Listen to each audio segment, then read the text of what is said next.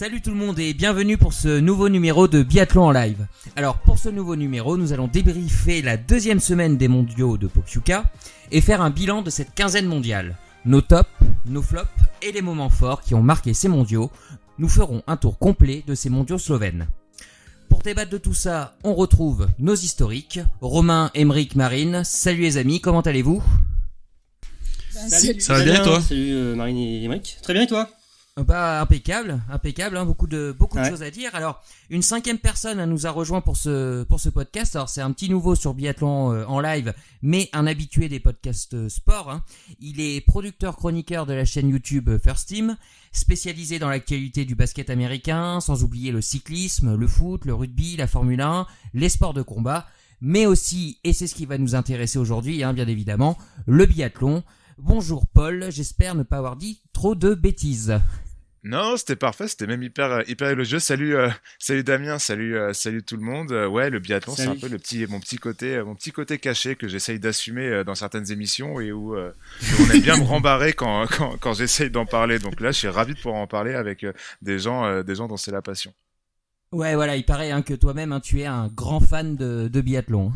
Ouais, très très gros fan. Depuis l'époque Poiré, Björndalen. Alors après, merci. Je vais pas me prétendre aussi spécialiste que vous, mais c'est quand même, je rate quand même très peu de courses et notamment cette année où j'ai dû en rater peut-être une voire deux au total. Donc je suis un réel passionné de biathlon. Bon, parfait. En tout cas, on est très très heureux de t'accueillir pour ce podcast. C'est gentil. Émeric m'a aussi dit que vous receviez du beau monde hein, sur votre chaîne. Hein. Tu as quelques noms en tête à nous citer ? Sur notre chaîne, ça dépend des sports, mais pour le coup, sur le basket et la NBA, je sais pas si ça parlera à vos auditeurs, mais on reçoit souvent des joueurs du coup, comme Nicolas Batum. On a reçu aussi Kevin Séraphin qui a rejoint notre équipe de consultants. Ok. Je pense après, ouais. Il m'a parlé d'un certain Tony Parker, je crois. On a eu un peu Tony Parker pendant le confinement pendant le premier confinement parce que comme nous tous, il s'ennuyait un peu chez lui, donc il avait du temps pour faire des petits podcasts avec nous et du coup on a bien profité de l'avoir. Ouais, c'est surtout sur le basket, on a des invités. Après les autres projets sont un peu naissants, ils ont que 1 ou 2 ans maximum, donc ils commencent à se faire connaître aussi et on essaiera d'avoir des invités aussi dans ces sports-là. Mais oui, sur la NBA, sur le basket et la NBA, on commence à avoir un bel agenda de gens qui sont venus dans nos émissions, ça c'est cool. Super. Tu es aussi cofondateur de Sport US Travel, agent spécialisé dans le sport américain. Tu nous expliques rapidement ? En gros, c'est avec mes collègues de chez First Team, on a eu une idée. En fait, en faisant un voyage associatif avec une équipe, enfin un groupe de supporters d'une équipe NBA, des Knicks de New York, on a vu que beaucoup de gens étaient intéressés en fait pour voyager, mais avec une totale prise en main. En fait, ils veulent qu'on les amène à l'aéroport, qu'on les amène à l'hôtel, qu'on gère les places pour les matchs. En fait, du coup, on propose des packages pour aller aux États-Unis, clé en main en fait. Donc ouais, comme je vous disais, billets d'avion, hôtel et places pour les matchs. En général, dans les packages, c'est 2 matchs et on essaye de faire ça à des prix cassés. Mais vu que on fait ça par groupe avec les produits de groupe, et finalement on a des prix hyper attractifs par rapport à si vous le faisiez tout seul dans votre coin. Et en plus lié à ça, dans les salles, on rajoute des fan expériences. Du coup, ça permet aux gens qui viennent avec nous d'assister à l'échauffement tout près des joueurs, de pouvoir participer à des buffets, de pouvoir rencontrer des anciennes gloires des équipes dont ils sont fans. Donc voilà, je trouve que c'est cool et qu'en plus, surtout super. Économiquement, c'est très intéressant. Donc si vous aimez un peu le basket et les États-Unis, n'hésitez pas à checker. Carrément. Ça donne envie. Ok, merci Paul. Alors nous on va revenir au biathlon. Donc comme on l'a dit, hein, 2 semaines de mondiaux, c'est l'heure du débrief. Alors ce podcast, il va se passer en plusieurs temps, vous en avez l'habitude. On va débuter par les résultats. Ensuite, on parlera des Bleus. Un petit retour sur les 2 semaines de compétition en général.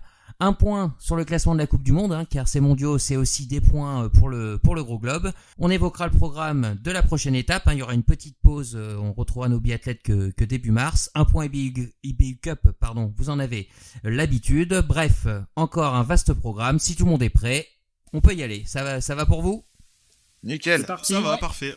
Bon, parfait. Jingle.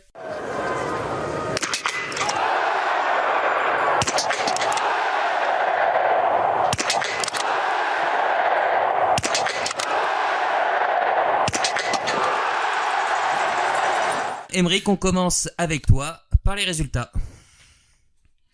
Allez, c'est parti. Donc, cette deuxième semaine a commencé avec des individuels qui ont vu les victoires de Markéta Davidova et Sturla Holmlegrid.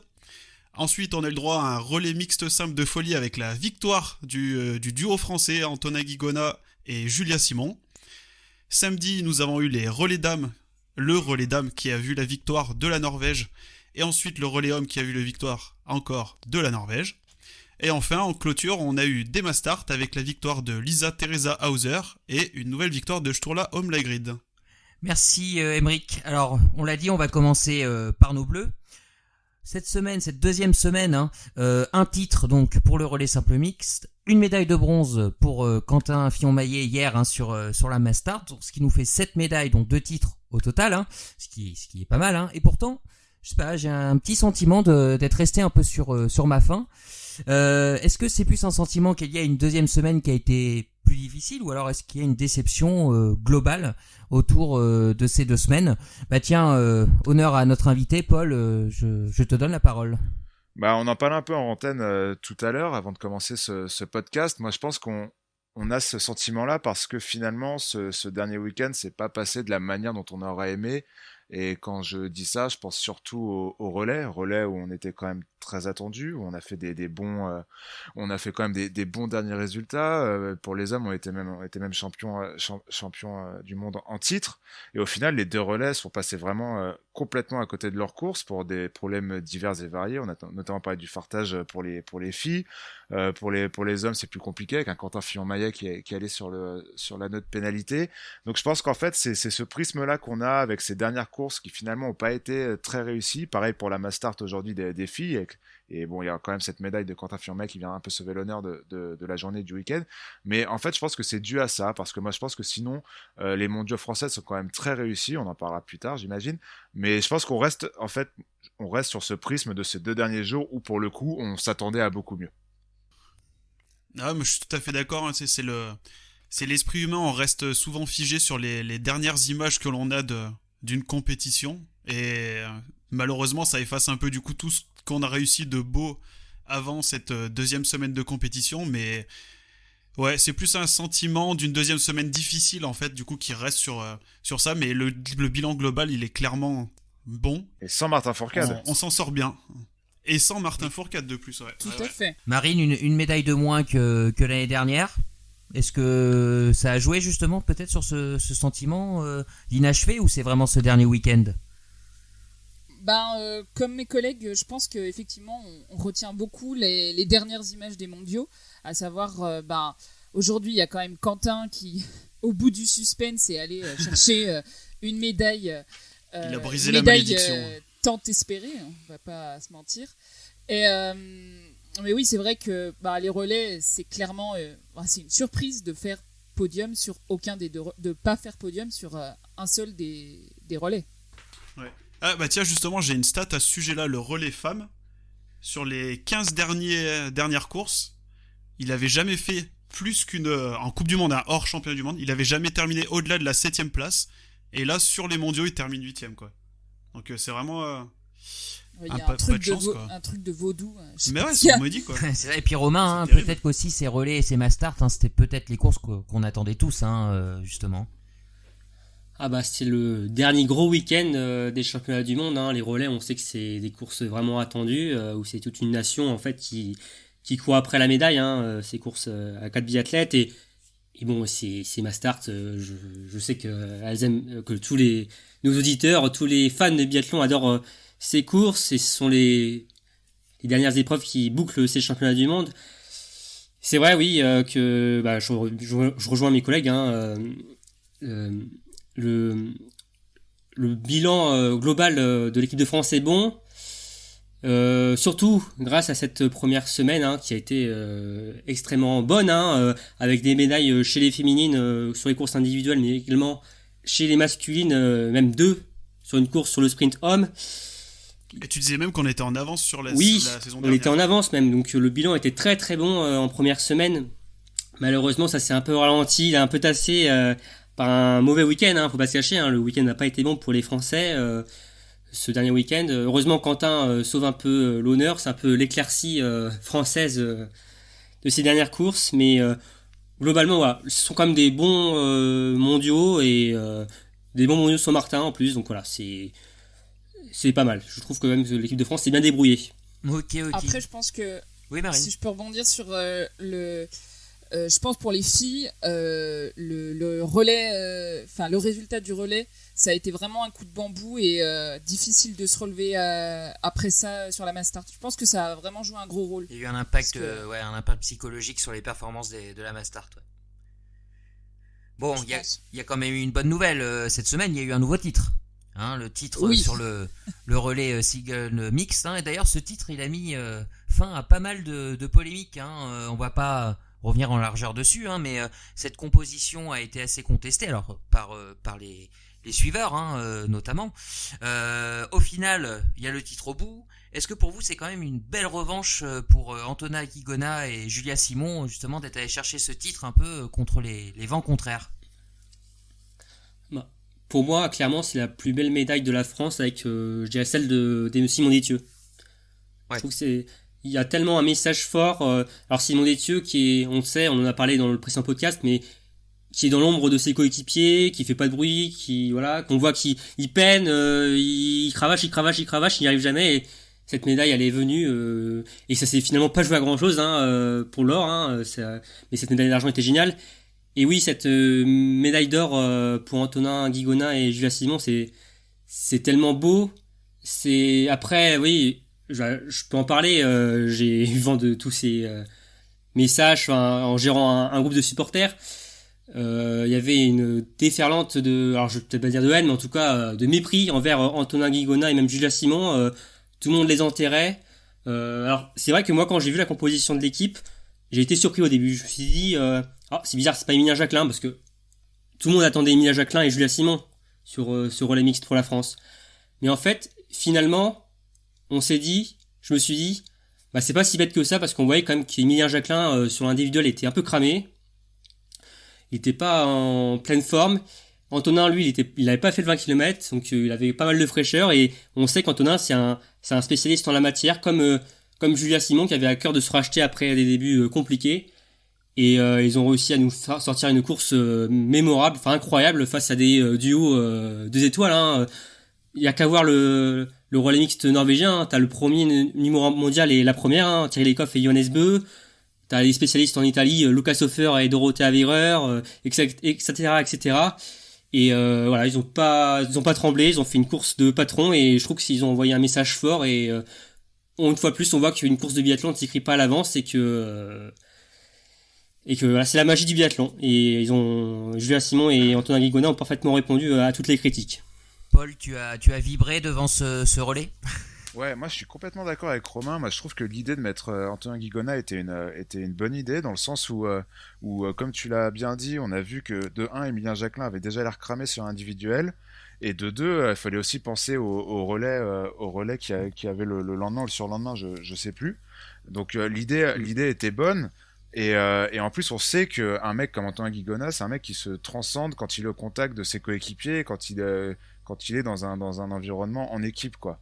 Du coup, moi, quand je vois ça, je me suis dit, ok, on a quand même sur Antonin Guigona qui est en quête de repères et de résultats depuis quelques temps, mais on a aussi sur Antonin Guigona qui peut se transcender sur ce genre d'épreuve en single mixte, avec à côté une locomotive comme Julia. Moi je trouvais l'idée bonne, et au final ça a payé, et surtout belle revanche pour Antonin, et bravo à Julia pour ce dernier tour de folie, quoi.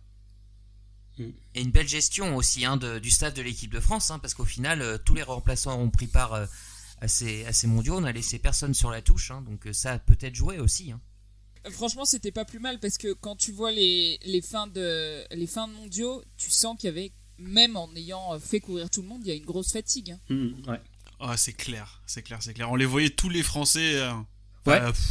Il y en a pas un seul que j'ai vu qui était pas fatigué. J'ai senti quand même, il y avait quand même une grosse différence entre la première semaine et la deuxième semaine pour les Français. Je les ai trouvés vraiment émoussés. Hein. Ça sautait aux yeux. Hein. C'était difficile. Hein. Est-ce qu'ils payent peut-être un peu la préparation de post-saison qui a été différente? Je sais pas. Peut-être. Hein. Mais il paye peut-être un une belle première contre-coup semaine de aussi. bonne perf. Ouais, ou peut-être. Mais ouais, l'exemple le plus flagrant, c'est Anis Chevalier-Boucher. Hein. Oui. Et même encore, elle a été cramée même avant. Enfin, sur la poursuite, on l'a vu qu'elle n'était pas à son dernier meilleur. tour de la poursuite était dur. Mais c'était quand c'était vendredi, le sprint a nous fait le meilleur temps. Le meilleur temps. Et après, on l'a plus vu sur les skis, quoi. Enfin, elle prend, je veux dire, cher, excusez du terme, mais elle prend beaucoup sur la piste et on l'a senti lessivée dimanche après la Mastart en pleurs. On sentait que les mondiaux ont été très longs pour beaucoup et la pause va faire le plus grand bien aux biathlètes, et même français et étrangers. Hein. Ouais, les Norvégiens, ils avaient pas l'air non plus si fatigués que ça. Ils sont jamais fatigués. Avec eux, ouais. Ouais. Ok. Ah ouais, même les anciens là, Fac et Eder sur la Mastart, ça me fait mal. Enfin, j'étais content que Quentin passe devant, mais ça m'a fait quand même mal au cœur de les voir fatigués comme ça. Lisa Vitozzi aussi, hein, je crois qu'elle a aussi elle été a un pris peu pour fatiguée. quelques semaines là. Ouais, Marthe aussi, on a vu qu'elle était un peu fatiguée quand même. Ouais, un peu. sur la fin de la Mastart. Ouais. Bah, c'est pas la grande Marthe de l'année dernière. Hein. En tout cas, je trouve sur les skis. C'est la Marthe sur une saison et pas sur un championnat, quoi. Ouais. C'est un peu différent, quoi. Bon, Ouais, on va c'est pas vrai trop que déborder sur les Norvégiens, on va avoir l'occasion d'y revenir. Alors, relais qui rit, relais qui pleure, hein, on l'a dit, le relais simple mixte, magnifique. En revanche, hein, vous en avez déjà un peu parlé, alors les deux relais, ça a été beaucoup plus compliqué, les relais traditionnels, on va dire. Est-ce que pour vous, c'est la plus grosse déception vraiment côté bleu sur ces mondiaux? Clairement. Ouais. Parce que, tu vois, je parle surtout des côtés des hommes. Sur les courses individuelles, il y avait quand même une emprise norvégienne depuis le début de saison. Donc les Français avaient tout à gagner à avoir des médailles. Alors que sur le relais, ils avaient, depuis le début de saison, alors ils n'étaient pas montés sur les deux premiers podiums avec les craquants d'Emilien Jacquelin, mais ils restaient quand même sur 2 victoires. Et clairement, le Quatuor avait clairement sa place sur le podium et on était tenant en titre. Et c'est vrai que pour moi, le relais masculin, pour moi la plus grosse déception Chez les de hommes. ces championnats. Et le relais féminin, c'est une déception mais différente parce que il y a un facteur qui n'est pas. Déjà, elles ont fait mieux que l'année dernière. Oui, elles ont fait Déjà. mieux, mais Oui, bon, enfin bon. En même temps, c'était pas bien dur. Hein. 14e l'année dernière. Ouais, non. C'est Et autre ouais. chose. Et chez les filles, il y a ces déceptions, mais c'est une déception qui est différente que les garçons où là, il y a vraiment un problème de glisse. Aussi peut-être un problème physique, hein. Je l'ai dit tout à l'heure, Anne Chevalier n'était pas en grande forme, mais il y a une grosse frustration en plus parce qu'on voit qu'elles ont été superbes derrière la carabine, hein. Elles ont fait 5 pioches. C'est la meilleure équipe avec les Allemandes ou les Ukrainiennes, je ne sais plus. Mais c'est une journée, un samedi décevant, compliqué. Ouais, moi je suis d'accord. Surtout que ça. Vas-y, Paul. Non, je suis complètement d'accord. Encore une fois, hein, Romain, je bois tes paroles. C'est que autant pour les Ne hommes, le flatte pas trop quand même.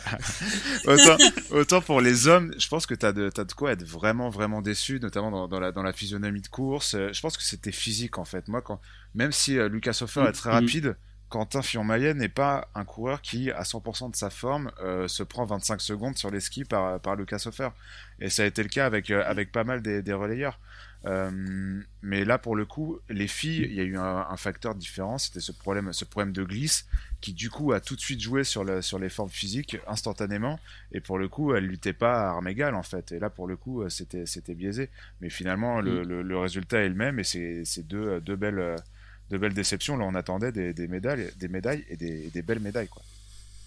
Mais ouais, c'est encore plus fort d'avoir tenu derrière la carabine, hein. Franchement. C'est ça, coup de c'est chapeau clair. C'est ce que je voulais hein. dire aussi, ouais. Faire aussi peu de fautes alors que que t'es à la rue sur les skis, comme ça, c'est fort. C'est clair.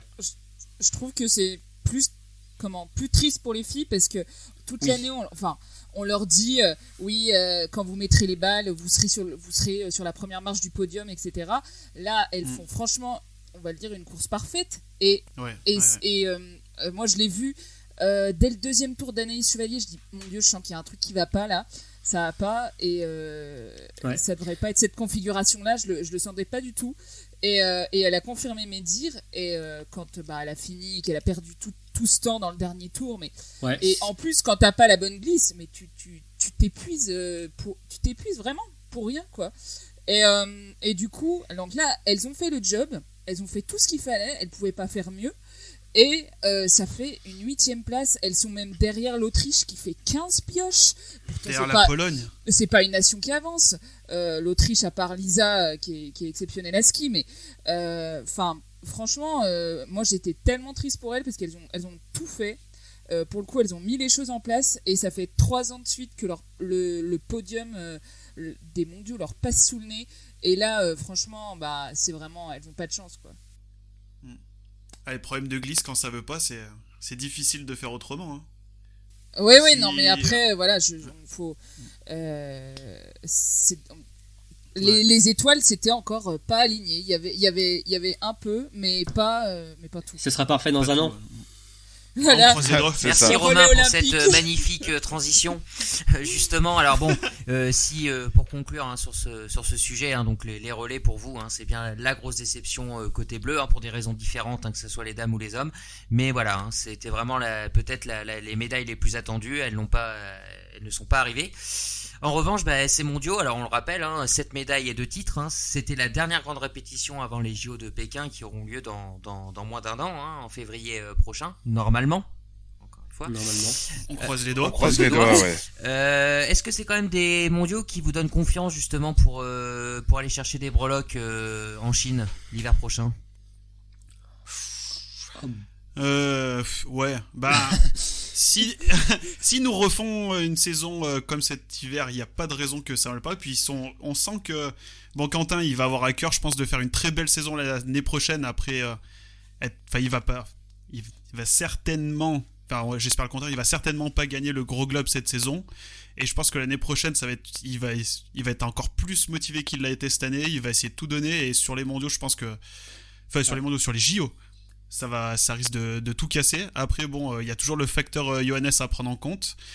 Emilien, pareil, je pense que c'est le Julien à la Philippe, comme on disait l'autre fois du biathlon. Il est là, il répond sur les événements d'un jour. Il est toujours là. Bien, Emilien, dans son après-course, il a été touché aujourd'hui.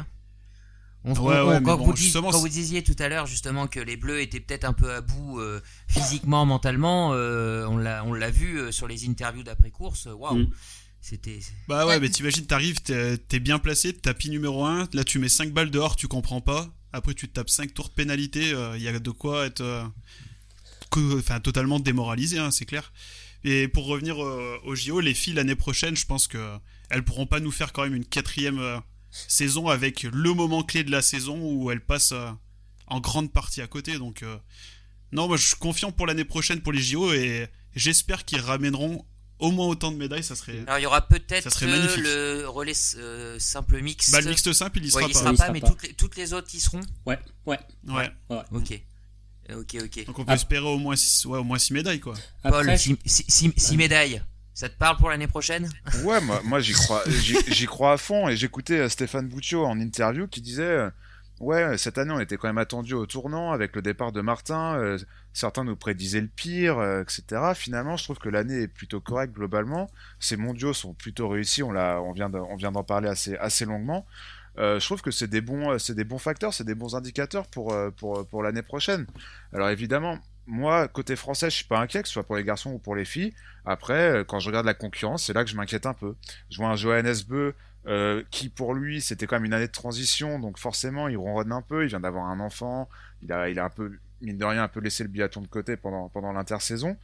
J'ai peur qu'il revienne très en forme l'année prochaine. T'as l'éclosion de Sturla Lægreid, à mon avis, qui va être encore plus fort que ce qu'il est cette année, avec beaucoup plus de confiance et d'expérience. Moi, c'est plus quand je regarde, puis pareil de l'autre côté chez les filles, avec Marthe Osbou et Thierry Lecoff, qui sont quand même assez fabuleuses. Moi, les Français, j'ai une totale confiance en eux. Ce qui m'inquiète, c'est l'adversité, c'est ce clan norvégien qui fait office de Gargantua, quoi, et qui laisse pas grand-chose aux adversaires. Les Français peuvent être bons, mais peut-être qu'ils tomberont sur plus fort qu'eux, tout simplement aussi. Hein. Donc, je pense qu'il y aura des matchs, de toute façon, comme toujours. Mais par contre, j'attends mieux sur les relais que ce qu'on a vu, voilà, on en a parlé. J'aimerais au moins qu'on aille les titiller sur les relais, où là, pour le coup, notre réservoir équivaut au réservoir de la Norvège, et on peut jouer sur ces courses-là, on l'a déjà prouvé. Donc j'attendrai beaucoup des relais, je pense, pour les JO l'année prochaine. Et puis tu pourras regarder ces courses en digestif des nuits NBA, du coup, hein, parce que ça risque d'arriver assez tôt dans la matinée. Donc, je sais pas si ça sera un peu en nocturne ou pas, comme ils avaient fait en Corée. On n'a pas trop d'indications là-dessus, hein, je crois. Ouais, je pense que ça ressemblera beaucoup à Pyeongchang. Ça sera en nocturne, les droits télé, certainement. Parce que le biathlon, les spectateurs du biathlon sont européens pour la plupart, donc ils vont adapter les diffusions aux heures d'Europe. Donc ça sera en fin de matinée, comme. Donc tu pourras faire une sieste, Paul, du coup, entre la fin des nuits NBA et puis une micro-sieste. Moi, je m'adapte, hein, du coup, hein, je calcule plus, là, je serai focus, quoi qu'il arrive, quelle que soit l'heure. Bon, ok, Romain, t'es confiant, toi, pour l'année prochaine ? Ouais, je suis confiant. Après, comme le disait Paul, c'est sûr qu'il y a la Norvège, hein, forcément, hein, qui sera avec son armada favorite. Hein, on verra après comment se passe le début de saison aussi. Hein. Les saisons se suivent, mais ne se ressemblent pas forcément. Après, médailles, si les Français ramènent, on enlève le relais simple mixte. Hein, si les Français ramènent 6 médailles, dont un titre des Jeux Olympiques, c'est quand même exceptionnel, quoi. Au jeu, oui, là, c'est clairement, ce serait énorme. Surtout que les derniers Jeux, on va pas se mentir, l'équipe de France comptait surtout sur Martin Fourcade. Hein, on gagne le palmarès. Et Anaïs Bescon, quand même, faut pas l'oublier. Oui, non, mais tu vois, sur Sochi et Pyeongchang, Martin, il ramène 75% des médailles, hein, je pense, environ. Hein. Et 90% des titres. Donc, non, mais justement, je trouve que cette équipe s'est débrouillée très bien sans Martin Fourcade et même sans Marie-Doran Habert cette année sur les championnats du monde, et ça ouvre de belles perspectives pour les JO l'année prochaine. Et je pense que pour Quentin, justement, cette année un peu compliquée, hein, où il avait pas mal d'objectifs, ça va lui apprendre pas mal de choses. Il va se forger, je pense, ça va lui permettre de se forger autrement, et il va revenir très déterminé pour cette prochaine saison, où clairement, oui, il visera sans doute l'or olympique. C'est tout ce qu'on leur souhaite. Marine, tu voulais conclure sur le sujet ? Je vais pas être plus original que mes collègues. Je trouve que ces mondiaux sont de bon augure. Franchement, ils sont plutôt bien réussis, vraiment bien réussis. C'est vrai que surtout on nous prédisait un destin funeste après le départ de Martin, la débandade absolue. Donc non, franchement, c'est de bon augure. Bon. Et c'est ce qu'on souhaite à nos Bleus. On va clôturer le sujet donc sur l'équipe de France. On va revenir sur ces mondiaux de manière un peu plus générale, sur ces 2 semaines de compétition. Je vous propose un top, un flop chacun. Vous allez chacun le donner. Écoute, Paul, si tu veux commencer. Alors, un top hors français, on est d'accord, hein. Ouais, non, c'est comme tu veux. Là, on est sur l'ensemble des mondiaux là. Ouais, vu qu'on a quand même pas mal parlé des Français, j'essaie de trouver des tops et des flops hors français, c'est plus marrant. Un flop, déjà, moi, le premier auquel je pense, là, c'est Dorothée Avireur. Je sais pas si vous êtes d'accord. Ah ouais. Mais 0 médaille, elle plombe le relais single mixte, alors qu'elle est en tête sur le dernier tir. C'est vilain. Moi, j'ai trouvé ça vilain de la part d'une fille qui nous a quand même pas habitués à ça. Il me semble qu'elle est double championne du monde il y a 2 ans, l'année dernière, pardon. Ouais. Voilà, un peu déçu de Dorothée Avireur. Surtout, c'est une biathlète que j'aime beaucoup, et du coup, un déçu pour elle et déçu pour cette équipe d'Italie que j'aime bien aussi. Donc voilà, en flop, je dirais ça, et en top, je dirais Sturla Lagrid, parce que c'est pas hyper original, j'avoue, mais comment dire autrement, le gars est un ovni. Il est d'une pas d'une froideur, mais il est tellement létal, tellement fort, je sais pas. On a l'impression qu'il a 15 ans de biathlon derrière lui. C'est ça, c'est exactement ça. Il dégage une sérénité. Enfin, c'est fou. Ce biathlète m'impressionne énormément. Ok, merci Paul. Marine. Alors moi, mon top chez les, je vais dire Lisa Teresa Hauser. Franchement, de toute façon, elle m'impressionne depuis début 2021.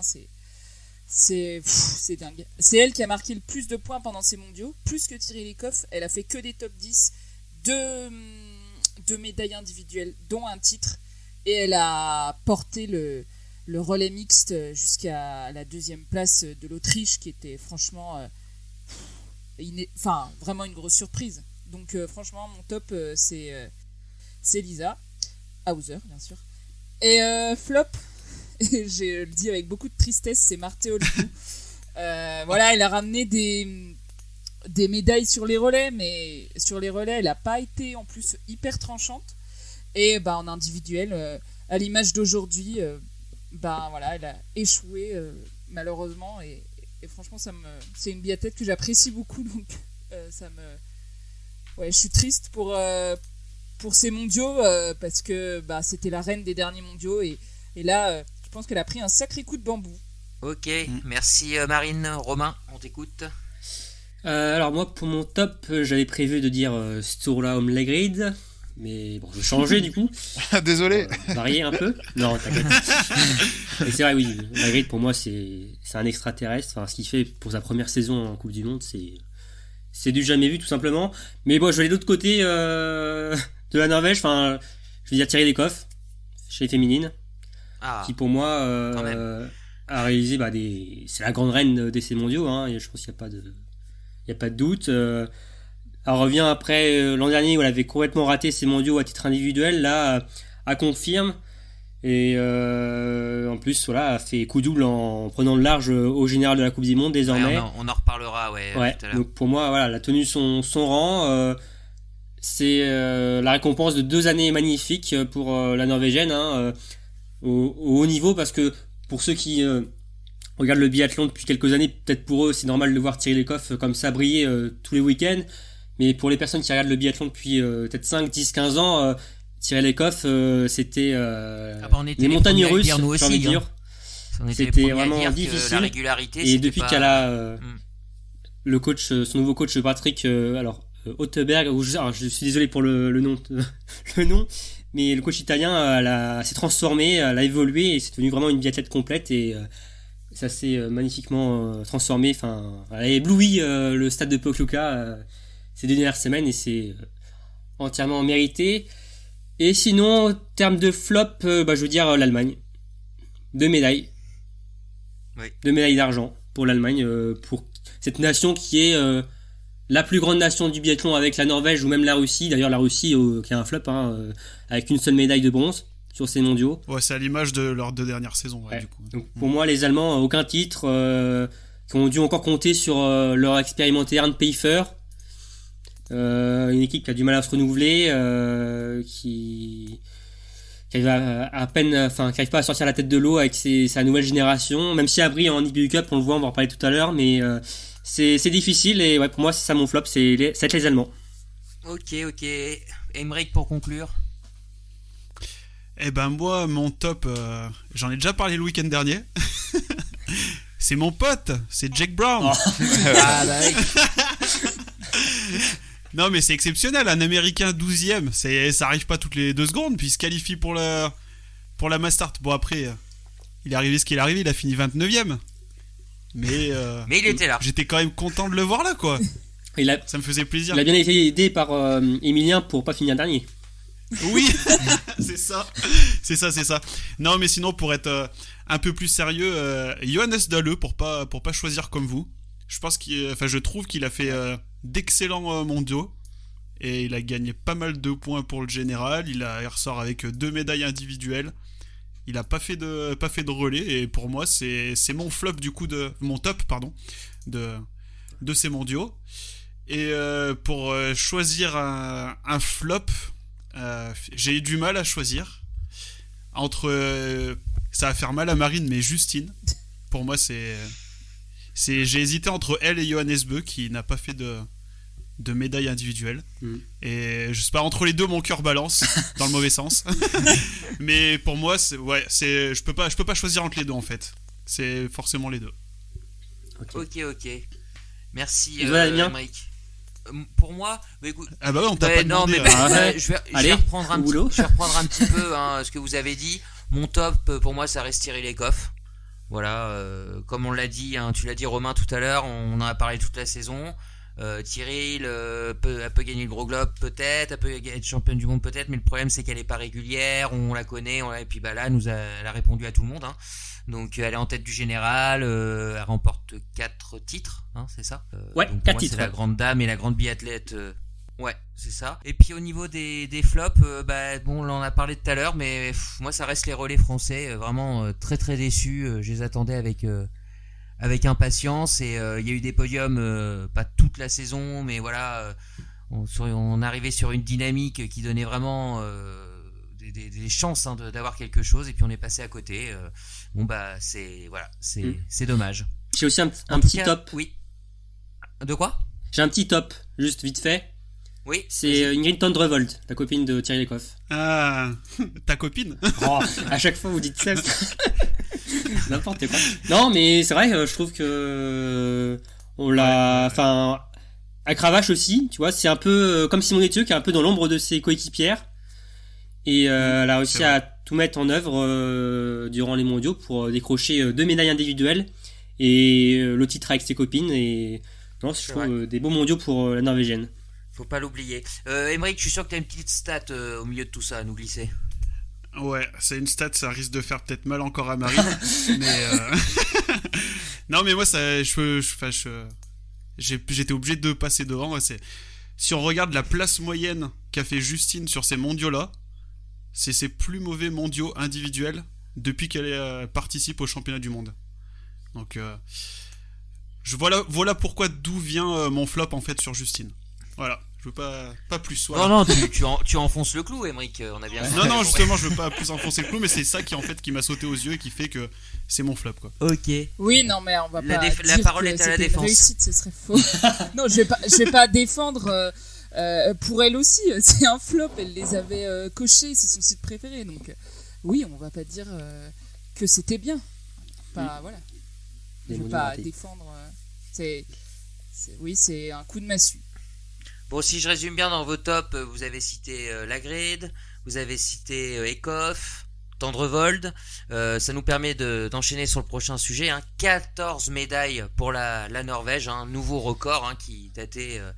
Il y avait plusieurs nations à égalité, Romain, c'est ça, la France, l'Allemagne avec 11 médailles. La Russie aussi, ouais. La Russie aussi, ouais. Donc c'est un nouveau record qui est écrasé, on peut le dire. Alors, bon, c'était une performance attendue, mais je sais pas ce que vous en pensez. Ça reste quand même fou ce qu'ils ont réalisé ces Norvégiens sur ces 2 semaines. Ouais. Attendu c'est bien, mais le faire c'est encore mieux et et ils l'ont fait. Les débuts ont été un peu, du côté des hommes c'était un peu poussif. Heureusement. Ouais, heureusement. Tu me diras. Ouais, heureusement, ouais. C'est clair, on attendait peut-être forcément un peu plus des mecs sur les sprints où ils avaient fait des doublés, des triplés, des quadruplés même depuis le début de l'hiver. Finalement, ils ont eu qu'une seule médaille avec Johannes Bö sur la poursuite. Mais ensuite, ils ont passé la seconde en deuxième semaine avec un doublé sur l'individuel, un double podium sur l'individuel, un doublé sur la mass start. Et chez les filles aussi. C'est à l'image du début de saison, première nation qui écrasait tout. Là, ils ont dominé. Enfin, il y a rien à dire. Ils ont assumé leur statut et les autres n'ont eu qu'à ramasser les miettes, même si les Françaises se sont quand même bien défendues. Il y a eu des belles miettes. Ce sont des ogres, Paul, ces Norvégiens. Ouais, c'est monstrueux. Et puis, je pense surtout aux filles. On attendait peut-être Marthe Osbu quand on voyait son début de saison. Et ben non, c'est Thierry Lecoff qui va te chercher 2 médailles d'or individuelles, plus les deux du relais. Les relais qui ont dominé de la tête et des épaules un peu tout ce qui s'est passé. On a eu de la chance de leur prendre le single mix, du coup, où là aussi, ils font quand même une médaille d'argent. Ils sont juste derrière. C'est un peu ce que je disais tout à l'heure quand on parlait des projections pour les Jeux Olympiques. C'est que quand bien même nous, on a remis une belle équipe de France à l'endroit, le réservoir norvégien est monstrueux. Chez les garçons, ça fait mal à la tête. Et même chez les filles, avec Idalienne. Là, on l'a vu sur le relais. Je regardais un peu mon émission, c'est une 97. Donc même cette nouvelle génération, elle risque de faire mal à la tête pour les Norvégiens côté filles. Donc franchement, ça fait flipper pour la suite, hein, et pour les Jeux Olympiques notamment de l'année prochaine. Ce que je disais tout à l'heure. Ouais, ça fait peur. Sur l'ensemble des mondiaux, il n'y a qu'une seule course où les Norvégiens n'ont pas récolté de médaille, c'est le sprint homme, alors que avant la course, c'était peut-être la course où on attendait le plus les Norvégiens. C'est C'est clair, sacrée ouais. contre-performance. Ils ont des ressources, apparemment. Ouais. Ok. Ouais. Marine, tu voulais ajouter quelque chose? Bah ouais, ce que tu disais sur les réserves des Norvégiens et qui est pas du tout rassurant, c'est qu'en IBU Cup ils ont aussi sacrément de la réserve. Et C'est même encore pire c'est en pire. IBU Cup. Ouais. voilà, ils écrasent tout et c'est vrai que oui, même celles qui ne font pas podium, bon, Marté elle a pas fait podium en individuel, mais elle a fait quand même des courses correctes. Idalienne, la jeune Idalienne, elle a fait des super mondiaux. Ouais, elle s'est révélée, hein, je trouve. Hein. Et elle aurait pu faire podium sur l'indiv si elle elle était pas loin du 20. Bon, non, c'est impressionnant et un peu énervant aussi. Un petit peu énervant aussi. C'est Et comme Mais au ça, moins, mais les victoires sont encore plus belles. mais c'est des artistes du biathlon. face à ces adversaires-là, ouais. Et pourtant, il y en a un qui a pas été si monstrueux que ça pendant ces mondiaux. Hein. On a déjà parlé un petit peu, c'est Johannes Beu, hein, qui n'a eu aucun titre individuel sur ces mondiaux. Hein. Une médaille, hein, c'est ça Une médaille de Bronze bronze. sur la poursuite. Oh, une médaille de bronze. Bon, malgré tout ça, la Norvège a quand même performé. Mais est-ce que pour vous, cette quinzaine mondiale à Johannes Beu, ça reste quand même une grosse contre-performance? Ah bah moi je l'ai mis dans mes deux flops, donc pour moi oui c'est carrément ça, ça fait une grosse contre-performance. Ouais. Et sur le plan comptable en plus, ce tour là il revient, hein. Il n'y a plus que je crois 30 points d'écart entre les deux. Ouais. On verra après sur le point du général, mais clairement le voir pas médaillé d'or sur une course individuelle, c'est pas normal et C'est pas bien. c'est Johannes. une énorme contre-performance. Pas Quand bien, tu vois Johannes, pas bien. comment il domine depuis 2 ans, c'est Ouais, puis, grosse fessée. je sais pas si ça vous a interpellé, hein. Bon, sur les skis, il n'y a pas de souci, hein, ça va toujours aussi vite, mais le tir, est-ce que c'est lié à son changement de carabine dont on avait parlé avant les mondiaux? Enfin, ça a été un peu le baltrap, là, quand même. Il se cherche encore, hein. Il se cherche Paris forcément. n'a pas Hein. été payant. Ouais. Il se cherche encore. Après, c'est normal. Enfin, il fait pas non plus des tirs catastrophiques. Mais oui, on le sent pas encore serein derrière son matériel. Mais oui, comme disait Paul tout à l'heure, c'est une saison de transition pour lui. Je pense que oui, il y a de la déception pour Johannes sur ces mondiaux à titre individuel. Mais clairement, je pense qu'il est déjà fixé, focus sur les Jeux Olympiques.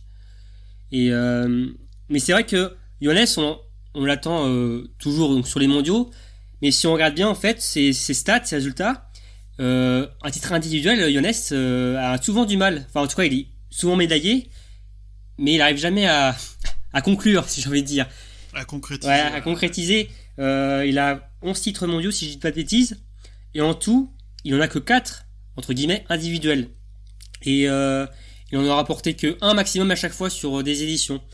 Donc on voit qu'il n'arrive pas à faire des razzias comme pouvait faire un certain Martin Fourcade, un certain Ole Bjørndalen, Poiré, etc.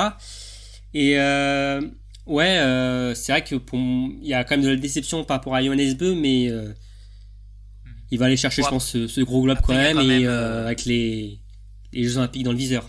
Il y a quand même 2 titres de mondiaux en relais, Oui, hein. relais, Voilà, oui. où il a été d'ailleurs très bon, hein, sur ses relais, hein.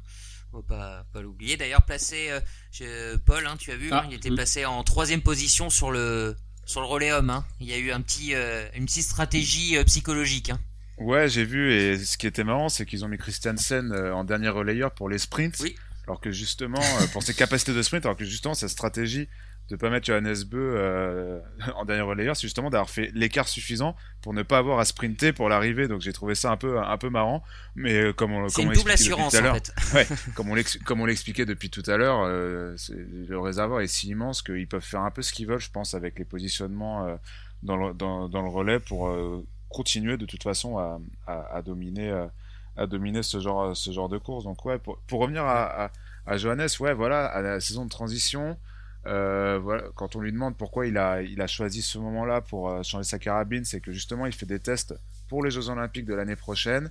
l'année prochaine, je pense que ce sera une année différente pour lui. Et quand on voit à quel point il performe dans une année entre guillemets de transition, comme on a dit, ça fait peur pour l'année prochaine. Et en plus, cette année, l'année prochaine, il aura la petite piqûre de rappel sur la grid qui va un peu le pousser, qui va un peu le piquer à mon avis et le pousser à encore mieux se préparer, encore mieux tout arracher l'an prochain. Donc c'est un peu il va gagner le gros globe de cristal, mais je suis pas plus inquiet. C'est une contre-performance, vous l'avez dit, mais pas plus inquiet que ça, surtout quand je pense qu'il sera très fort l'an prochain en fait. C'est surtout pour ça, et qu'on aura déjà oublié du coup ces championnats du monde pour lui.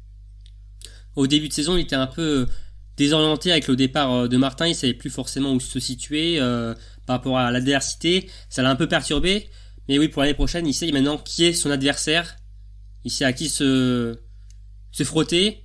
En plus, il l'aura durant tous les entraînements, donc ce sera un peu différent avec le danger vient de l'intérieur. Mais oui, l'année prochaine et la saison prochaine va être bonne. Enfin, j'ai hâte déjà d'être en novembre 2021. Oui, mais pas la charrue avant les bœufs. Voilà. Oh, très beau jeu de mots, Marine. Ouais, sans transition. Ok, on va clôturer le sujet bœuf. Avant de passer à la Coupe du Monde en général, est-ce que vous avez retenu la bonne surprise ou le meilleur moment pour vous de ces mondiaux, chacun? Tiens, Marine, si tu veux commencer.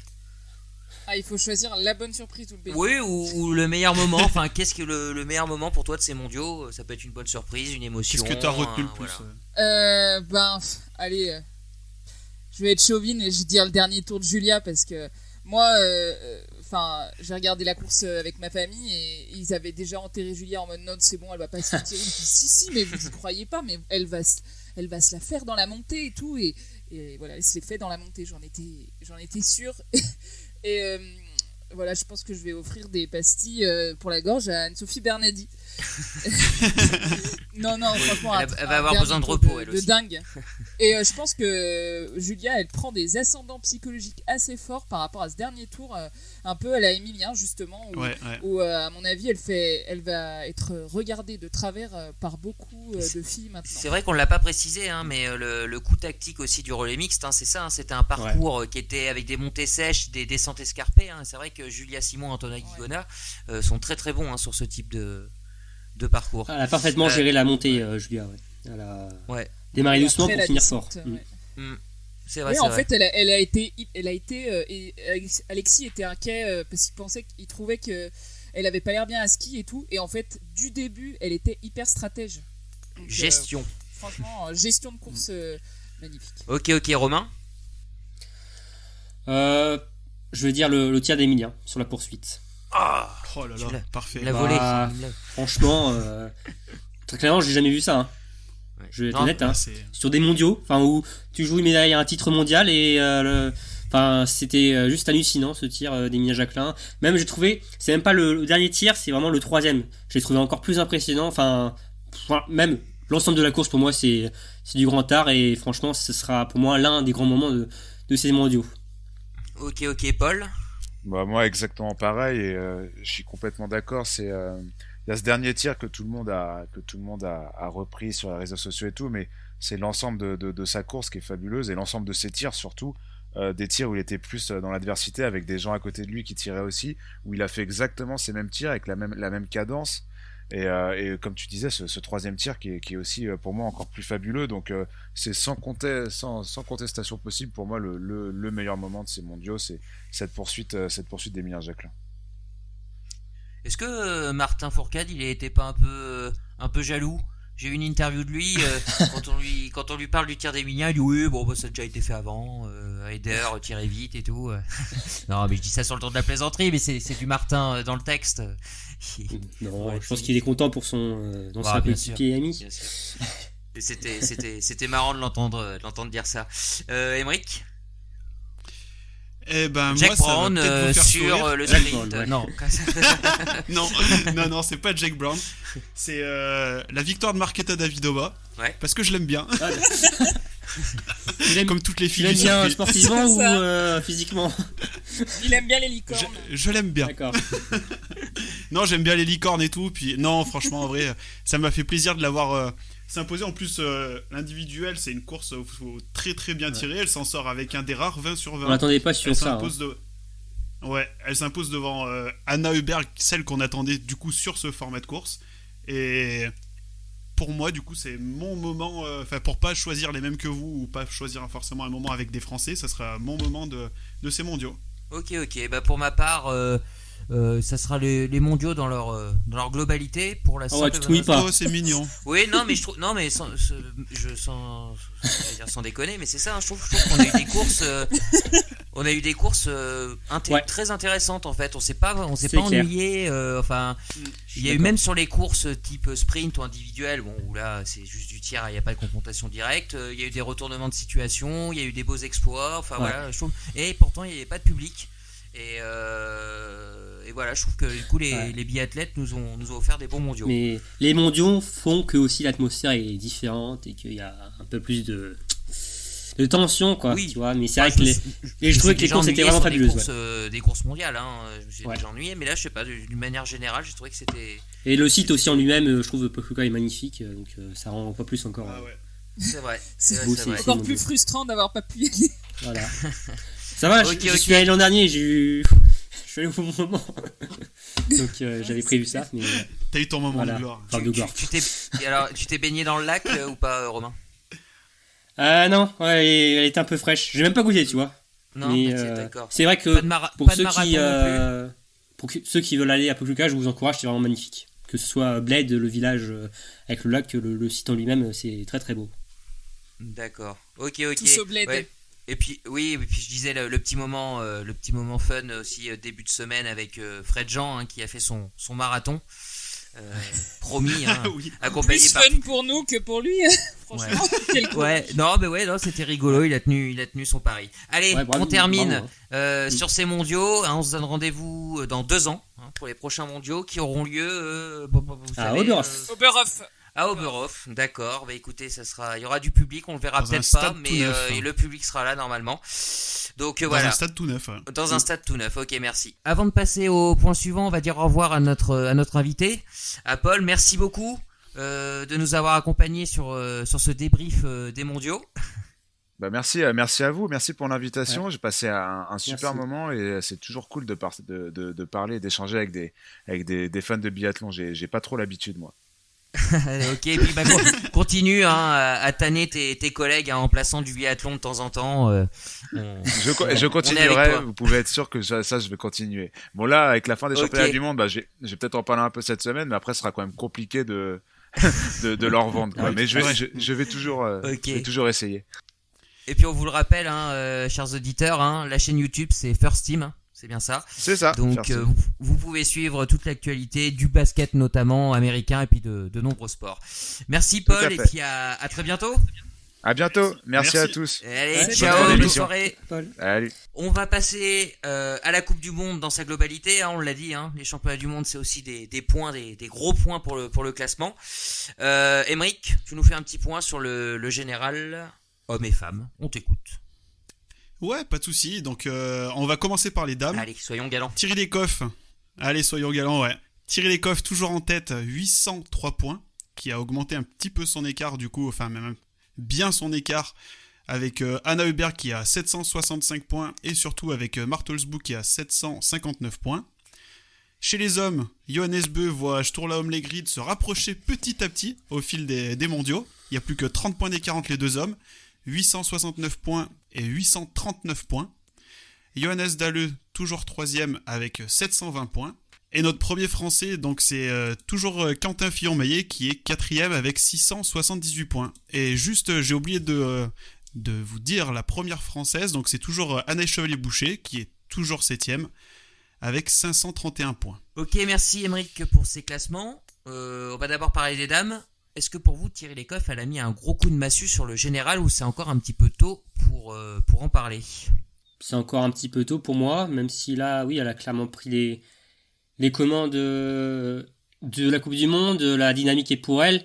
Il va y avoir quand même 2 semaines de repos, de pause, donc bon, les biathlètes vont faire une santé pour les 3 dernières semaines, mais voilà, clairement la dynamique est pour Thierry Lecoff, mais voilà, rien n'est fait. Hein. Il reste encore 7 courses individuelles, donc tout reste possible.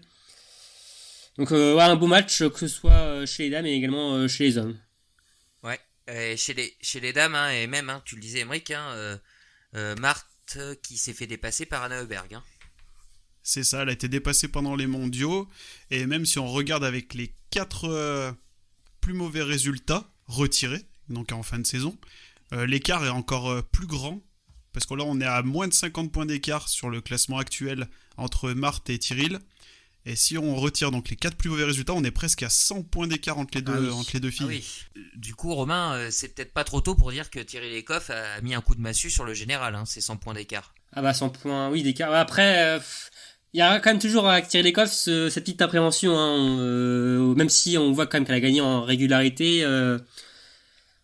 On sent qu'on l'a vu sur l'individuel, hein, ça peut toujours passer un peu à côté, mais clairement moi personnellement j'ai envie de l'avoir gagné ce globe. Ouais, elle est pas passée loin l'an dernier, et je trouve que ce serait complètement mérité au vu de tous les efforts de ce qu'elle a fait ces dernières années. Comme je disais tout à l'heure, elle revient de loin, hein, c'était pas une tête complète avant, et je trouve qu'elle a énormément travaillé, et comme les autres d'ailleurs, hein, évidemment, mais je trouve que ce serait une magnifique récompense pour Tyrrell Eckhoff. C'est vrai qu'elle a mis une belle option et surtout elle a pris un gros ascendant psychologique, notamment sur Marthe. Et quand on voit qu'elle la grille dans le dernier tour, dans la dernière ligne droite sur la mass start, on voit qu'elles seront pas de cadeau, quoi. Mais c'est Alexis Boeuf ou Anne-Sophie Bernadi qui parlait peut-être d'inimitié. Alexis Boeuf. C'est vrai ça, elles s'entendent pas forcément très bien les deux. Non, c'est juste c'est surtout pour montrer l'amitié entre Tyrrell Eckhoff et Ingrid Thunderbolt qui sont vraiment bonnes copines. D'accord. Elles sont meilleures copines. Voilà, elles sont meilleures copines. Elles s'entendent bien avec Marthe Holzbou, après je suis pas dans l'équipe donc je peux pas savoir, mais elles sont pas grandes copines comme peuvent être Ingrid Thunderbolt et Tyrrell Eckhoff qui ont d'ailleurs un podcast ensemble aussi. Je pense qu'elles sont ravies toutes les deux d'être sur le podium ensemble, Ingrid et Tyrrell sur la mass start, c'est pour ça, mais on l'entendait bonne. C'était peut-être même la principale motivation de Tyrrell. Oui, d'aller faire podium avec Ingrid, non mais sans déconner. Clair. C'est possible. C'est clair. Quid d'Anna Heuberg qui a encore passé, on le dit depuis le début de la saison, hein, on la voit pas, si on la voit moins que les deux autres, peut-être qu'on y porte moins attention. Bon, elle est toujours placée, elle a fait des mondiaux, alors je vais pas dire anonyme, hein, elle a eu quelques médailles. Ah oui, ouais. 3 médailles. Mais voilà, c'est Anna Heuberg, quoi. On sait pas. Enfin, je sais pas ce que vous... Ouais, ça manque un peu de panache. Ouais, c'est ça. Moi, je crois toujours pas pour le général. Cette année, moi, je pense pas. Et c'est une excellente biathlète, ça, on va pas remettre ça en cause. Mais après, en plus, elle est encore jeune. Franchement, elle a le temps de le jouer. Le général, je me fais pas de soucis pour elle. Mais c'est vrai que elle a fait, sur le papier, elle fait des bons mondiaux parce qu'elle fait des podiums en relais. Elle est sur les 3. Elle est 7ème de la mass start, elle est 2ème de l'individuel. Relais dames, elles font 5ème. Ouais. Ah oui, non. Elle fait 2 podiums en relais. Ouais. Mais à chaque fois, elle arrive sur le podium, mais on dirait un peu dans l'anonymat. Je sais pas comment dire. On fait une fixette surtout sur les Norvégiennes en plus, qui prennent beaucoup la place. Et c'est vrai qu'en plus, les Suédois ont fait des super mondiaux. On l'oublie un peu, mais ils ont battu leur record de médailles. Ils ont fait leurs meilleurs mondiaux. Et mais c'est vrai que voilà, on sent Anna, on sent qu'il manque un petit truc. Ouais. Donc voilà. Pour moi cette année non, et c'est vrai que Marthe, faut voir comment elle réagit. Là il y a une trêve qui va faire du bien à tout le monde, mais voilà, je sais pas. Je pense pas que ce soit pour cette année. Je pense que Tyrrell elle a mis une option. Ouais, une option à 90%, je dirais. Sachant qu'il reste 7 courses individuelles jusqu'à la fin de la saison. Donc ça va. Tyrrell, elle a beaucoup de victoires, donc s'il y avait le même nombre de points, ça fait la diff aussi. Enfin. Et puis les jokers sont grillés, hein, que ça soit Marthe ou Tyrrell, je crois. Surtout Tyrrell, hein, je crois. Ah bah pour les 3. Hein. Ouais, Marthe aussi, hein, oui. Ouais. Oui. Mais voilà, le biathlon, faut jamais vendre la peau de l'ours, et ouais, même pour les mecs d'ailleurs. Ouais, bah justement les mecs, hein, à votre avis. Transition parfaite. Oui, encore une fois. Est-ce que ce tour-là, la grid peut encore y croire après son ces 2 semaines magnifiques. Bah, plus que y croire, pour le moment, il est leader virtuel du général. Donc, pour le moment, c'est lui qui a les clés en main. Hein. D'accord, il est avec combien de points d'avance du coup ? Ah, il a pas beaucoup de points d'avance, il a moins de 10 points d'avance. Mais pour le moment, c'est lui qui a son destin en main. Hein. S'il continue à faire sur la ligne. Ah, c'est incroyable. S'il continue dans la lignée de ses mondiaux, il peut gagner le classement général. Ce serait hallucinant. Le gros bluff, c'est. Alors, plus d'individuels. Ça peut quand même jouer. ouais, qui sont quand même sa spécialité. Voilà, c'est quelque chose à prendre en compte. Ouais. Mais oui, non, c'est sûr. Hein, si Johannes corrige pas un peu le tir derrière la carabine, ça peut matcher jusqu'au bout, hein, c'est sûr. Bah, il a beau dire qu'il veut pas jouer le général et qu'il préfère jouer le dossard bleu. Le dossard bleu, on sait qu'il est gagné depuis... oui, ça c'est fait. Il y a quand même une belle avance sur Dalleux, donc je vois pas trop comment il pourrait finir derrière lui. Mais là, je pense qu'il ferait peut-être bien de se concentrer peut-être un peu plus sur le général. Pas trop non plus, parce qu'après, ça peut peut-être... s'il lui arrive une ou deux désillusions sur une ou deux courses, il peut peut-être... Vu qu'il est jeune sur la coulon, il peut peut-être vite pencher du mauvais côté et tout perdre d'un coup. Mais je pense qu'il peut quand même espérer gagner encore le général de la Coupe du Monde. Hein. Faut qu'il ait cette idée quelque part dans sa tête et pas qu'il se dise non, c'est pas possible. Moi, je suis pas d'accord. Complètement stratosphérique. Hein. Marine, tu n'es pas d'accord. Vas-y, réponds. Ouais, en fait, je suis pas d'accord avec Aymeric. Pas dans le sens... je pense effectivement qu'il a toutes ses chances de le gagner encore, vu qu'en plus, là, il est leader virtuel. Mais à mon avis, justement, c'est une très bonne stratégie de pas le viser et de se concentrer sur les moyens plutôt que sur la fin.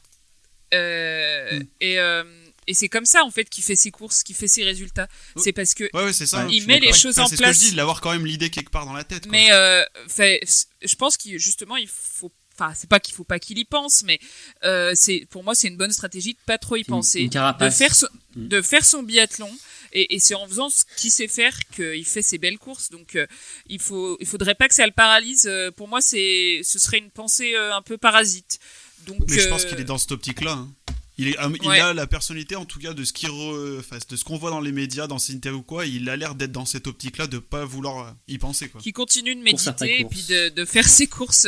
Parce que franchement, non, et ce serait tellement beau que sur le dernier podium, ça se joue, enfin, sur le dernier week-end, ça se joue encore. Enfin, mais c'est jamais arrivé quelqu'un arrive, première saison, il gagne le général. Non. Tarier, il avait mis 2 saisons quand même. Non, mais là, c'est un ovni. Oui, il y a des chances. Non, mais même les mondiaux, le globe, là, de l'individuel, c'est hallucinant. Il a peut-être même dépassé la barre des 1000 points, déjà, rien que sur sa première saison. Alors, bien sûr, bon, les années de Coupe du Monde ont évolué, il y a plus de courses, il y a plus de choses comme ça, mais c'est impressionnant. Donc, à voir. Pourtant, bon, on en avait un peu parlé sur les podcasts précédents, on s'était dit qu'il avait un peu marqué le pas, entre guillemets, en 2021. Alors, quand on dit marquer le pas, il était redevenu à peu près humain. Voilà, même sur sa première semaine mondiale, on avait évoqué le sujet. Il avait pas eu de médaille, hein, je crois, à part sur les relais, à part sur le relais mixte. Pareil, on s'est posé la question, est-ce que c'est étonnant qu'il soit pas allé chercher quelque chose? Et puis bon, bah voilà, il règle l'affaire. Il bénéficie aussi des moins bons résultats du Johannes, on en a parlé tout à l'heure, hein, ça c'est sûr. Ouais. Mais affaire à suivre, et ça nous promet une fin de saison passionnante, du coup. Johannes Bleu qui est quand même régulier, hein. Il n'y a quand même pas de mauvais résultats sur la saison, Johannes. Et pour ça, d'être encore dans la course au général après tant d'étapes, tant de courses, et que sur l'Homme-Legrid, là, fait quand même une sacrée saison. Et il est toujours aussi battant en course après course. Donc franchement, on ne sait plus trop à quoi s'attendre avec lui.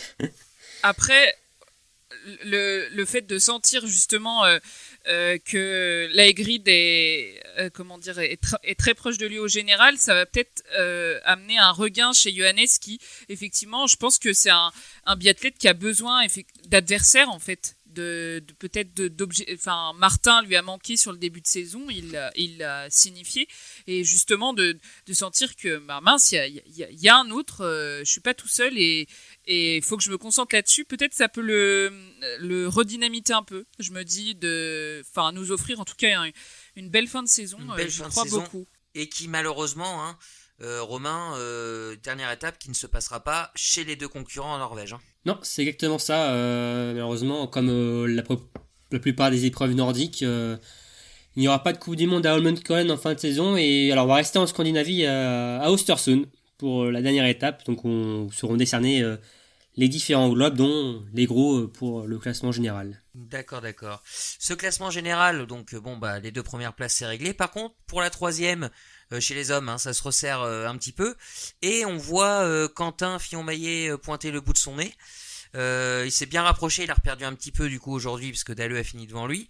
Allez, on va reposer la question, on peut la poser depuis le début de saison, on recule, mais là on va essayer d'avancer un peu. Est-ce que vous pensez que Quentin peut aller chercher cette 3e place au général ? Oui, on y croit. Bah oui, après je pense pas que ce doit être un objectif. La 3e place, ça fait déjà 2 ans qu'il l'a, donc pour moi il non, mais ça plus... peut être motivant. Je sais pas. Je sais pas si c'est une motivation, honnêtement. Je pense qu'il devrait peut-être plus justement se reconcentrer sur ce qu'il fait lui et pas regarder trop les autres. Mais c'est ce qu'il a dit après la Mastart, que il verrait course après course, qu'il veut poser son biathlon et que à la fin de la saison il fera un point. Exactement. Donc la 3e place, pour moi ça a rien de, ça doit pas être, pour moi c'est pas une fin pour lui, parce qu'il l'a déjà eu 2 fois de suite, donc il sait ce que c'est, quoi. Ok. Alors, je vais encore faire mon pénible avec mes chiffres, mais au classement virtuel, ils ont que 1 point d'écart, Dalleux et Quentin Fillon-Maillet, si on enlève les 4 plus mauvais résultats. Donc je vous embête encore avec mes chiffres. Non, très intéressant. On aime les chiffres. Mais c'est important à prendre en compte. Donc là, le sprint final entre les deux pour la 3e place, on est en plein dedans, quoi. J'ai entendu aussi cette semaine, le moins bon résultat des Mastart aussi sera retiré cette saison. C'est ça. D'accord. C'était pas prévu, ça. Non, c'était pas prévu avant le début de la saison. Ils nous ont sorti ça pour les petits globes, en fait. La semaine dernière, pour les petits globes. Pour l'ensemble des petits globes. Ok. Oui. Ah oui, donc même pour l'individuel, le petit globe de la Mastart, c'est pas fait. Parce que je non, regarde le classement, là, il a 10 points de retard sur Tarier, Quentin. Donc ça peut être un bel objectif, par contre. Sachant que Quentin, on lui enlève une 12e place. Tarier, on lui enlève une 12e place, excusez-moi. Et Quentin, on lui enlève une 9e place. Donc c'est à peu près pareil. Ça se joue à pas grand-chose, Ça va tous jouer sur le Oslo. Ouais. Qui va finir devant Oslo, l'autre. Ostersund, du coup, mais il y a. Enfin oui, Ostersund. Et Mastart d'ici la fin de la saison, Et Johannes est pas loin non plus, Donc, attention. Ok. Bon, avant de clôturer ce point Coupe du Monde, le dossard bleu, Emeric, tu nous fais un petit topo classement, même si on en a déjà parlé chez les Allez, hommes. donc pas de changement, dossard bleu. Toujours chez les filles, Elvira avec 522 points première, devant Dinara Alimbekova 503 points et Davidova 501 points. Chez les garçons, Sturla Holmlegrid, donc toujours premier, 839 points, Johannes Dalleux 720 points et Sébastien Samuelsson 617 points. Ça semble jouer donc chez les garçons. Chez les filles, ça va être serré jusqu'au bout, parce qu'entre Ingrid Tandrevold, qui est 4e du classement, et Elvira Aubert qui est 8e, il y a une quarantaine de points d'écart. Donc ce dossard bleu risque d'être bien disputé. Chez les filles, c'était pas... Comment dire, c'est clair que jusqu'au bout, ça va être joué et qu'il n'y a pas une régularité chez aucune des filles qui joue le dossard bleu et on voit même... ça va peut-être se jouer à celle qui perdra le moins de points, plus que celle qui en gagnera. C'est ça. Mais... Et à tout ce petit jeu-là, il y a Ingrid Tandrevold qui récupère pas mal de points aussi sur cette fin de mondiaux. Elle est juste derrière, 479 points. Si on retire les 4 plus mauvais résultats, ça se joue vraiment à 3 fois rien. On aurait Davidova 488 points, Alimbekova 486 points, Elvira Hubert 485 points et Ingrid 473 points. Donc les 4 premières, elles se joueraient en. Et attendez, en 15 dans points. ce cas-là, on a encore Julia Simon, à mon avis, auquel on retire 0 points. On retire 0 points, mais du coup, elle a quand même 138. plus de 40. 40 points 50 points de retard. Ouais, mais 50 donc, points, c'est pas irréversible. C'est pas sur une c'est personne, pas irréversible, c'est sur 4 personnes. Alors, c'est toujours plus compliqué. Mais bon. Et après, Justine, c'est quand même beaucoup plus loin, mais... 118 points de retard. Donc non, c'est pas enfin pour Julia, je pense que c'est pas mort. Ouais. Mais les 4 premières, c'est vrai que là 15 points entre les ça va être chaud. Un autre suspense. Ouh là Ça là, va ouais. chauffer. Je pense qu'on vous aura bien convaincu de suivre la Coupe du Monde jusqu'au bout là. C'est du suspense Ouh là, ouais. partout. Ok, merci Émeric pour ce point d'Ossard bleu. Les championnats du monde, c'est fini, mais la Coupe du Monde, ça continue, même si on va avoir une petite pause, enfin surtout les biathlètes, hein, Romain, avec une prochaine étape qui va se dérouler à Nové Mesto. Exactement. Alors normalement, la Coupe du Monde aurait dû se rendre à Pékin pour l'étape pré-olympique, mais elle a été annulée, reportée en République tchèque à cause de on sait quoi. Donc oui, on va aller en République tchèque pour 2 semaines, comme on avait eu le cas de le faire en début de saison avec Concharty, Orfilsen et même Oberhof. Donc à Nové Mesto, donc dès le 4 mars avec un relais dames. Ensuite, le 5, ce sera aux hommes de prendre part à un relais. Et enfin, donc, nous aurons un week-end sprint poursuite, femmes, hommes et pour Du classique. du classique, voilà, pour cette 9e étape de l'hiver. Ok, merci Romain. Donc à partir du 4 Ouais. mars, Du 4 jeudi. mars au 7 mars. Ouais, un jeudi 4 mars, donc vous avez une dizaine de jours pour vous sevrer un peu du biathlon, enfin de la Coupe du Monde en tout cas. Avant de se quitter, on va parler un peu d'IBU Cup, hein, il y avait une étape doublée hein, également. Hein. Je sais pas, Romain ou Émeric, si quelqu'un veut faire un petit point sur cette semaine. Bah, je vais déjà peut-être vous donner les résultats, je vais aller assez vite. On a eu des individuels courts pour commencer, donc qui ont vu les victoires de Vanessa Voigt, l'allemande, et Lou Jean Monod qui termine 7ème de cette course. Chez les garçons, c'est Nikita Porchnev, le russe, qui s'impose. Un peu moins bien passé pour les garçons, puisque le premier français Hugo Rivail termine 29ème. Ensuite, on a eu des relais qui se sont pas super bien passés pour l'ensemble des tricolores. C'était pas la semaine, hein. Chez les dames, c'était pas la semaine en relais. Hein. Donc les Françaises ont fini 5ème d'un relais gagné par la Russie, qui remporte au passage le globe de la spécialité. Ensuite, les garçons ont terminé un petit peu moins bien, ils ont fait 6ème derrière des très costauds allemands qui s'imposent. Ensuite, on a eu des sprints, on a eu la russe Anastasia Egorova qui s'impose et Caroline Colombo qui nous fait une très belle 10ème place. Chez les garçons, Philippe Navrat, l'allemand qui s'impose, et le tout jeune français Rémi Broutier, pour ses premières courses IBU Cup à Brezno, il termine 11ème, donc très belle performance de sa part. Sur les poursuites, pour clôturer le week-end le dimanche, donc encore une victoire allemande. Chez les filles, cette fois, c'était Anna Wedel qui s'impose. Lou Jean Monod qui nous fait une petite remontée, qui termine première française en 8ème position. Et chez les garçons, une victoire norvégienne, même un triplé norvégien, avec Endre Strømschen qui s'impose. Et notre premier français, donc le même que la veille sur le sprint, c'est Rémi Broutier, mais cette fois il est descendu à la 26ème position. Merci Émeric, hein, mais bon, on l'a vu, hein, une grosse domination de 2 nations hein, sur ces IBU Cup. Ouais, Hein. surtout chez... Enfin, les Allemands sont là, aussi bien chez les filles que chez les garçons.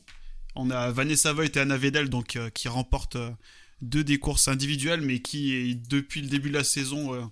Anna Wedel, elle a fait un peu de Coupe du Monde, mais sinon, Vanessa Voigt, ça carbure pas mal. Hein, elle est première du général, juste devant Lou Jean Monod, française, 2ème du général. Mais sinon, chez les garçons, c'est vrai que les Norvégiens et les Allemands, pour réussir à leur passer devant, là, on a Nikita Porchnev qui s'est imposé sur l'individuel court, mais sinon, c'est pire qu'en Coupe du Monde. S'ils laissent même pas des miettes, s'ils laissent presque le néant, quoi. Ils remportent presque tout. Au général, les 7 premiers du général sont soit norvégiens, soit allemands. On a 5 norvégiens, 2 allemands. Bon, C'est, les Allemands ont peut-être trouvé leur relève pour parer à leurs mauvais résultats actuels. On le dit chaque semaine, hein, mais... peut-être pas avec Philippe Navrat, parce Oui. que c'est pas non plus un tout jeune. Oui, Mais- ils ont aussi, quand je vois du Horn, du Navrat, on les a vus en Coupe du Monde déjà, ceux-là. Oui, c'est pour la plupart, c'est des Allemands qu'on a déjà vu en Coupe du Monde, que ça soit Navrat, que ça soit Horn, ou même, je sais plus, il y en avait un autre aussi, Fradger, qui a fait déjà quelques courses.